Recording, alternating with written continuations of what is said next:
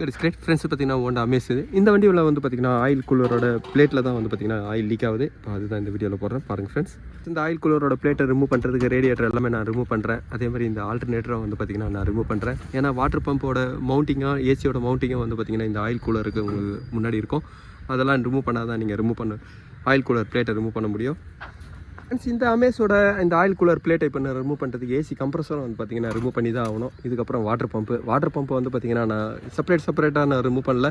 Water pump அசம்பிளாக தான் நான் இப்போ ரிமூவ் பண்ணுறேன்.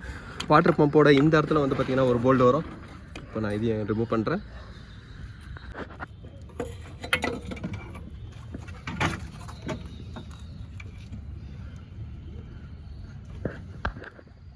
ஃப்ரெண்ட்ஸ், இந்த ஹோண்டா அமேஸில் வந்து பார்த்தீங்கன்னா இந்த இன்ஜினோட சர்வீஸ் ஓரிங் கிட்ட வருது. இதில் வந்து பார்த்தீங்கன்னா 2 குவாலிட்டி வந்து வருது. ஒன்று வந்து பார்த்தீங்கன்னா உங்களுக்கு 1000 ருபீஸ் வரும், இன்னொன்று வந்து பார்த்தீங்கன்னா 700 வரும். இப்போ இதில் வந்து பார்த்தீங்கன்னா இதோட 1000 ருபீஸோட கிட்டு இதிலே எல்லாவோட ஓரிங் கிட்டு எல்லாமே வரும். இப்போ நான் இது எல்லாமே நான் ஃபிட் பண்ணுறேன்.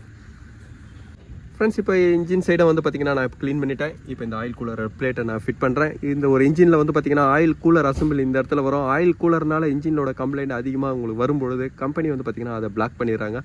அதை பிளாக் பண்ணுறதோட டம்மி பிளேட்டு தான் வந்து பார்த்தீங்கன்னா இது. இப்போ இதில் ஓரிங்கன்னா நான் ஃபிட் பண்ணிட்டேன். இந்த பிளேட்டை நான் இப்போ ஃபிட் பண்ணுறேன்.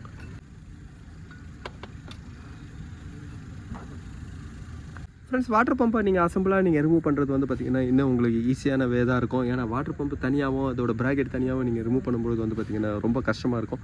இப்போ இந்த ஓரிங் மாற்றத்துக்கு வந்து பார்த்திங்கன்னா நான் இப்போ செட்டாக தான் நான் இப்போ ரிமூவ் பண்ணியிருக்கேன். இப்போ இந்த ப்ராக்கெட்டை நான் ஃபிட் பண்ணுறேன்.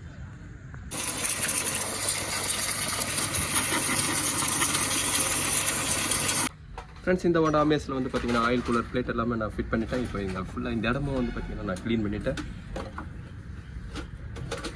இதுக்கப்புறம் ரேடியேட்டர் நான் ஃபிட் பண்ணுறேன். ஃப்ரெண்ட்ஸ், இந்த ஹோண்டா அமேஸில் வந்து பார்த்தீங்கன்னா இந்த கூலரோட டம்மி பிளேட்டு இந்த பிளேட்டில் தான் ஆயில் லீக் ஆகிருந்தது.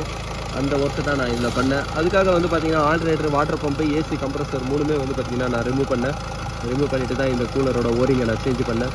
ஃப்ரெண்ட்ஸ், இந்த வீடியோ உங்களுக்கு பிடிச்சிச்சுன்னா லைக் பண்ணுங்கள், ஷேர் பண்ணுங்கள். Thank you friends.